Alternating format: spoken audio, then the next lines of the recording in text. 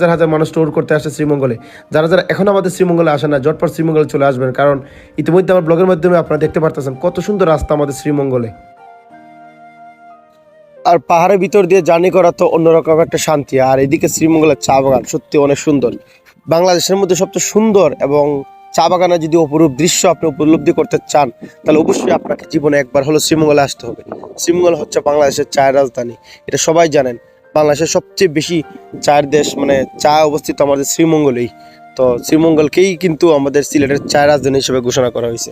আর আমাদের সিলেট তো জানেন কত সুন্দর। আর সিলেটের রাস্তা, শ্রীমঙ্গলের রাস্তা সত্যি অসাধারণ। যারা এখন আসেন নাই তারা জীবনে একবার হলো আসবেন, তাহলে বুঝতে পারবেন জীবনটা কত সুন্দর।